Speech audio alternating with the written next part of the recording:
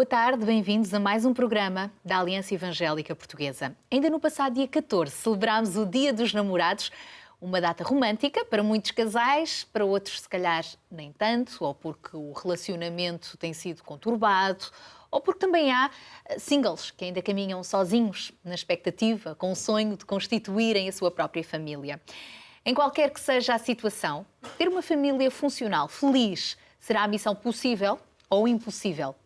Para falarmos sobre este tema, está hoje connosco em estúdio o pastor Danilo Gugeral, é responsável pelo Ministério Celebrando Restauração. Também o casal Arnaldo e Sofia. Obrigada por estarem aqui também connosco. Bem-vindos. E temos também online connosco hoje a Júnia e o Pedro Barbosa, este casal que lideram também no Ministério Family Life da AGAP Portugal. Olá, Júnia e Pedro. Obrigada também por estarem connosco. Sem mais demoras, até porque hoje o tempo é pouco para um assunto tão denso e convidados tão especiais como vocês. Viver juntos ou casados, ou casar ou não casar, hoje em dia é uma questão que está em cima da mesa, até porque, segundo os últimos censos, houve um aumento de 38% em 10 anos de casais que optaram por viver em união de facto. Isto para além de que se casa cada vez mais tarde. Danilo, será que o casamento está a entrar em descrédito? É bem possível, sim. Eu creio que sim, porque é uma questão de valores. E há 2 ou 3 décadas para cá, as nossas crianças começam a ser ensinadas com valores um pouco mais liberais, vamos dizer assim, em relação àquilo que nós, como cristãos, acreditamos. Então, chegando à idade adulta e passando por uma ou 2 experiências dolorosas, onde houve quebra de confiança, por exemplo, parece ser mais simples ir para uma relação sem muito compromisso e onde em qualquer momento se pode fugir e de uma forma barata, ou seja, não é caro mexer em papéis, fazer festas e perder o dinheiro da festa que já foi feita, né? Então eu penso que sim, e é uma questão de valores. E hoje vamos também aprofundar para perceber se realmente vale a pena acreditar no casamento ou não. E para isso, Júnia e Pedro, obrigada por se juntarem a nós. Quais são os maiores desafios, então, para esta instituição do casamento hoje em dia? Olha, eu penso que um dos maiores desafios para os casamentos hoje em dia, eu diria que é o egocentrismo, ou seja, o estar a pensar em mim próprio, o foco nas minhas necessidades e não nas necessidades do outro. Vivemos numa sociedade em que somos levados a acreditar que ser feliz e ter tudo o que eu desejo é a coisa mais importante. Aliás, até se torna fácil, como o pastor Danilo dizia, nós descartarmos coisas que não gostamos ou que não ficaram, que não nos assentaram bem ou que já não funcionam. Então, levamos isso para os nossos relacionamentos, para o casamento, e quando não funciona, já não somos desafiados a reparar, a investir na reparação do casamento. E, portanto, facilmente saímos para algo que me agrade mais, que me faça mais feliz porque não estava a fazer. Então, quando cada uma das pessoas está a olhar mais para si e não para o outro, não está a investir no outro, eu penso que isto acaba por ser um dos grandes problemas da nossa sociedade. Só dizer que a família, eu olho para a família como a base da sociedade. Digamos, a primeira parceria com capacidade de se multiplicar e de se expandir. E mesmo pensando na área comercial ou na área dos negócios, ainda hoje vemos grandes negócios de famílias com centenas de anos. E, portanto, esta é realmente a família nuclear, vem como uma essência bíblica e um mandamento, e é a gênese da sociedade, mas quando realmente nós, cada um está a olhar para o seu interesse, isso corre mal numa empresa e corre mal na família, como é óbvio. E portanto, em Lucas nós vemos, Lucas 10, 27, diz assim: ama o Senhor teu Deus com todo o teu coração, toda a tua alma, com todas as tuas forças e com todo o teu entendimento, e ao teu próximo como a ti mesmo. E portanto, como é óbvio, isto aplica-se a um homem e uma mulher que também estão a pensar que casar um com o outro. E eu acho que, eu diria que é esta falta de amor pelo próximo o grande problema. As diferenças entre o casal muitas vezes são também um grande desafio, porque não vão ao encontro da expectativa um do outro, não é? E o egocentrismo, como Pedro, tu citaste muito bem. Então, como é que ao fim e ao cabo as diferenças entre o casal podem jogar não para eles se afastarem, mas para eles se complementarem? Uhum. São muito comuns as diferenças num casal, porque aquela máxima de que os opostos atraem-se parece ser mesmo verdade. Há um exercício que nós fazemos nos cursos para casais que tem a ver com a descoberta dessas diferenças, ou de ter consciência dessas diferenças, seja as próprias diferenças de ser homem e mulher, as diferenças de família, de educação, e depois as próprias diferenças de personalidade. Por exemplo, há pessoas que são, um é mais gastador, outro é mais de poupar, um é mais de aventuras, outro é mais de descanso, e são coisas que afetam o dia-a-dia, não é? O dia-a-dia da pessoa. E se inicialmente isso até pode ser interessante e ter algum interesse à medida que vamos vivendo juntos, inevitavelmente esses são pontos de conflito, não é? Mas quando o casal tem a oportunidade de falar sobre isto, de fazer este exercício e de conhecer melhor a si próprio e ao outro, esta intencionalidade faz olhar para as diferenças não como um defeito do outro, mas como algo que me complementa. Mas isto tem que ser intencional. E posso dar um exemplo nosso pessoal. Nós já estamos casados há 22 anos. Com exemplos é mais fácil chegarmos lá. Nós já estamos casados há 22 anos. Eu sou da noite, ele é da manhã. Obrigada. Então, portanto, eu trabalho muito bem à noite parece que acordo para a vida. E tens de acordar cedo, o que pode ser considerado um defeito. O Pedro, por outro lado, é uma pessoa que à noite já está prontinho para ir para a cama, mas não tem toda a facilidade em acordar cedo e acorda pronto para a vida. Ora, durante algum tempo isto gerava alguma tensão, não é? Entre nós, nós fomos nos ajustando. E a verdade é que, por exemplo, no que diz respeito às tarefas com os filhos e tudo isso, eu então preparo as coisas à noite, tudo o que é para preparar à noite, lá estou eu pronta a trabalhar, e ele de manhã é ele que comanda as tropas. E poupa-me esse stress, e eu sou mais uma das pessoas que ele tem que levantar da cama de manhã, mas tendo consciência disso, complementamos-nos muito bem, tira um grande peso de mim, e pronto, e às vezes tentamos nos acertar. Uma das coisas que a Bíblia diz é que o ferro afia o ferro, assim como o amigo molda o seu amigo, não é? Então, esta oportunidade que nós temos no casamento de nos aproximarmos também mais um do outro, de sermos flexíveis, tolerantes, e vamos nos aperfeiçoando se tivermos isso com uma intenção, com uma intencionalidade de trabalharmos nesse sentido, de nos complementarmos e não ser uma constante fonte de conflito, não é? Portanto, isto é um trabalho ao longo da vida do casal. Trabalho de equipa e ao longo da vida, é verdade. E é bom que se diga que vocês já têm 3 filhos, não é? 22 Exatamente. anos e 3 filhos. Danilo, às vezes... E um bebê. É verdade, e um bebê. Que vos está a dar agora aqui um intervalinho para poderem estar connosco online. Ao ouvirmos histórias como estas, acabam por ser inspiradoras, não é? Agora, também é possível que um single, ou seja, alguém, um adulto sozinho, que seja porque decidiu não se casar, ou as circunstâncias não o permitiram, ou viúvo, ou até mesmo divorciado, ouvir estas histórias, pense, e porquê eu ficar para trás, não é? Neste Dia dos Namorados, até, que se viveu recentemente, acaba por muitas vezes poder trazer isto um bocadinho ao de cima, não é? É possível, sobretudo quem já tem uma idade adulta, e acredito que haja muitos adultos a verem o nosso programa, é diferente de um adolescente, um jovem, que ainda está à procura do seu príncipe ou da sua princesa, não é? Acreditarem que ainda vale a pena e que ainda vai chegar a vez deles. É possível, claro que sim, é possível.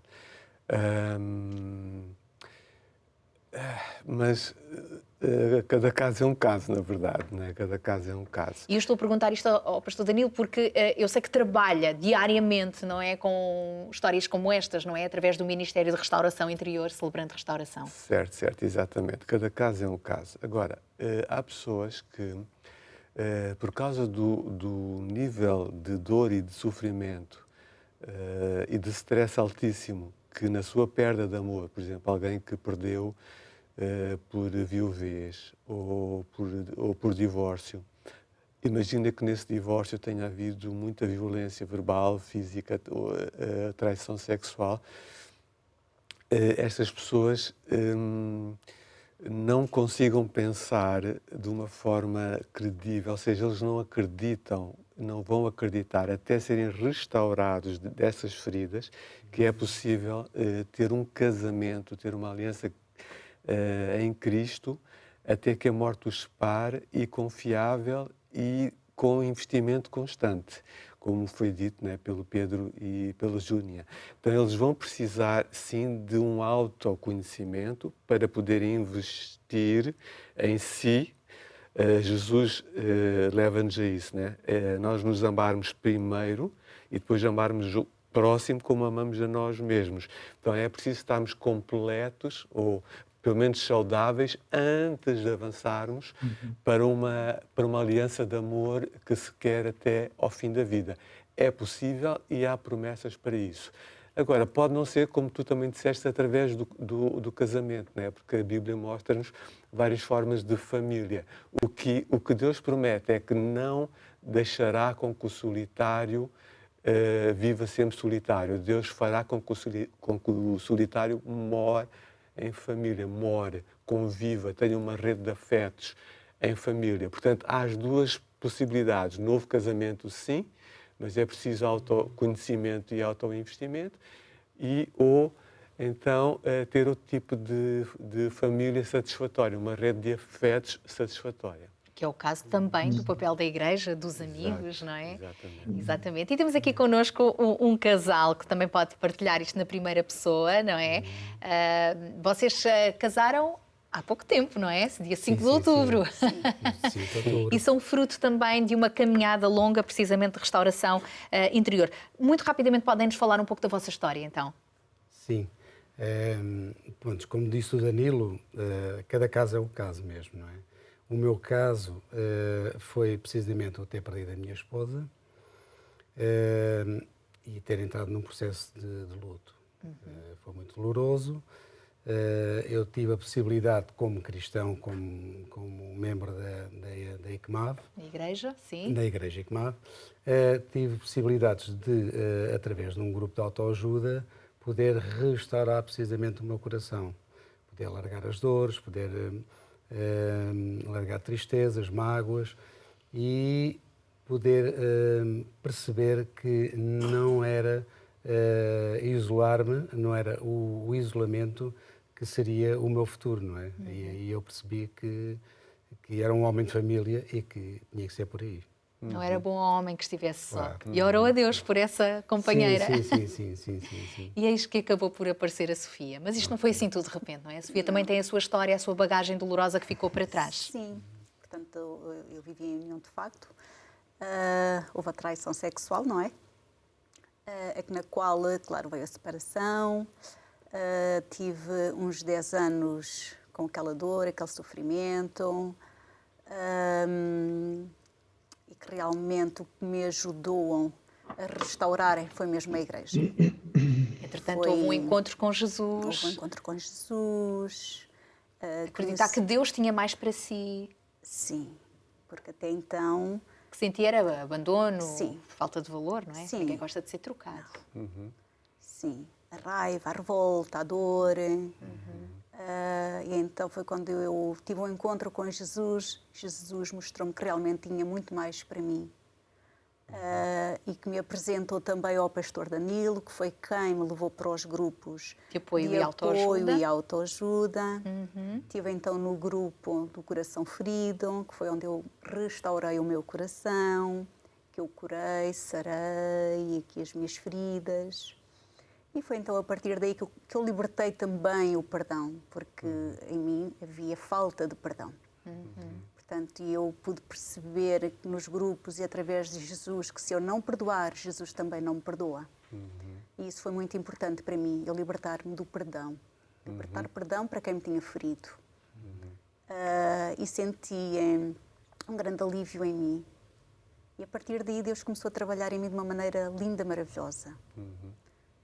De tal maneira que me apresentou aqui. Para por se conhecer.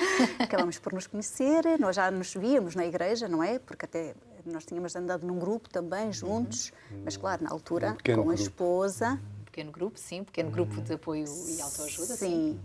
na altura, o Nau com a sua esposa, não é? E nós já nos conhecíamos lá na igreja. E passado, pronto, aí uns 4 meses após ele ter perdido a esposa, Deus começou a trazer este homem ao meu pensamento. E eu orava, pronto, se realmente fosse da vontade de Deus, ok, então avançamos. Mas se não for da vontade de Deus, que Deus não permitisse aqueles pensamentos na qual Deus trazia ao meu coração, ao meu pensamento, mas vinha com muita paz. Vinha com muita paz. E eu aí comecei a perceber que realmente vinha de Deus.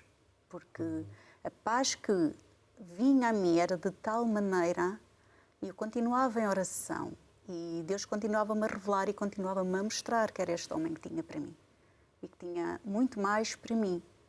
Porque eu, nas minhas orações, eu orava a Deus para que, se Ele tivesse alguém para mim, eu aceitaria, mas se não tivesse, eu também aceitava. Eu aceitava aquilo que Deus tivesse para mim. Mas Deus apresentou-me este homem com quem vim a casar, 5 de outubro. E foi uma história muito bonita. Foi uma história muito bonita e podemos ver sempre que foi o trabalhar de Deus,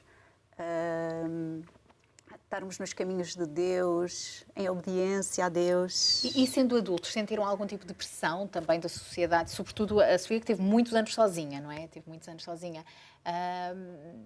Por estar sozinha, não é? Por não se casar? Sim. Não, até tive, claro, na igreja, as nossas irmãs e irmãos em Cristo, porque nós fazemos parte de um grupo de oração, de intercessão, e que elas por vezes até me falavam.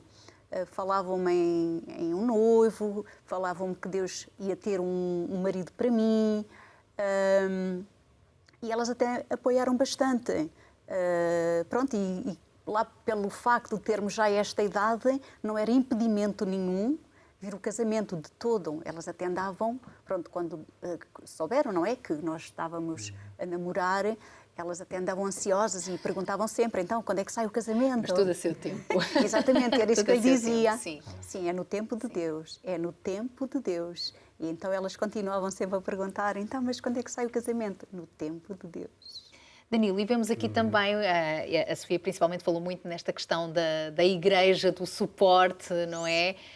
Não só para ela cuidar das suas emoções, mas depois também, não é? Para ser feliz, para se completar, não é? Às vezes o erro é quando nós pensamos que a nossa felicidade vai dependendo de um casamento, não é? E o tal egocentrismo, eu vou casar para ser feliz e não para fazer a outra pessoa feliz. Como é que lá está? Uma pessoa sozinha consegue contornar tudo isto e ser feliz, mesmo que não tenha uma história como a da Sofia e do Nau. Como é que uma pessoa pode ser feliz continuando single? Sim, exatamente. Assim. Eu acho que o mais importante é o amor, não é? Nós todos temos uma necessidade enorme de nos sentir amados. Pode haver pessoas que nos amem e nós não sintamos isso. É mesmo sentirmos amados e termos também a liberdade de amar. Portanto, de dar, de nos doar. E isto pode funcionar com outros papéis que não algum dos 2 papéis conjugais. Por exemplo, no caso do Nau e da Sofia, eles fizeram um pré-matrimonial, um curso, e assumiram valores cristãos, quer no namoro, quer no casamento. Isto tem a ver com castidade sexual, que lhes permitiu perceberem, irem mais a fundo e conhecerem o coração em Cristo de ambos, e isso lhes levou a ter uma segurança para o casamento. Ou seja, eles tiveram 2 anos a se conhecerem sem sexo antes do casamento. Se eles tivessem, vamos dizer assim, se precipitado, provavelmente não se conheceriam tão bem como já se conhecem. E iriam ter algumas surpresas e tensões que são evitáveis, não é? Agora, voltando à tua pergunta, o amor, quem é amor? Deus é amor. E não há pessoa mais empática do que Jesus. Ele disse, eu sou um só espírito contigo. Ele também disse, jamais te deixarei, jamais te abandonarei. E ele também convida-nos a todos, mas muito mais aos singles, para virem a Ele. Todos nós estamos cansados, desanimados, nos sentimos sobrecarregados, né, oprimidos, para irmos a Ele. porque ele é aquele tipo de amigo suave, leve e manso. Ele não nos vai pesar mais, pelo contrário. E aí voltamos àquela promessa que Deus tem para nós no Salmo 68, versículo 6, não é? Que ele diz que ele fará com que o single viva em família. Portanto, tenha comunhão, partilhe coisas, quer no casamento, quer fora do casamento, mas segundo as suas promessas. E diz que Deus leva o cativo, aquele que está preso a alguma adição, algum comportamento compulsivo, porque muitos singles ou se viciam em trabalho, ou em pornografia, ou algo do tipo, em álcool, etc. Cristãos e não cristãos, têm vidas duplas. Então, Deus tem essa promessa que vai tirá-lo daquele cativeiro, daquela prisão, que ele já não quer mais, está farto, e vai levá-lo para a prosperidade, ou seja, para aquilo que ele precisa, que é amar e ser amado. Daí a importância de irmos a Cristo e levarmos Cristo para a nossa vida, para os nossos lares, para os nossos casamentos. Pedro e Júnior, eu não me esqueci de vocês e por isso já na reta final do nosso programa eu pergunto como é que então os casais também, as famílias podem encontrar, nomeadamente na igreja, esta rede social, este suporte, não é? Para que de facto possam chegar, não é, a esta prosperidade, aliviar o peso e, quem sabe, até às vezes partilhar algumas das suas dúvidas para que não sejam motivo, não é, de ruptura nos casais. Eu acho que os testemunhos que acabamos de ouvir são prova da importância que a Igreja pode e deve ter na vida da família. É impressionante, principalmente na sociedade que temos atualmente, muito secularizada, em que temos muitos modelos de família, em que o caso da Sofia e do não são tão raros assim. Portanto, é muito frequente termos famílias reconstituídas, com filhos de um lado, filhos do outro, etc. Temos muitas situações semelhantes e, portanto, aquele modelo que nós imaginávamos, né, de ser a maioria já não é a maioria.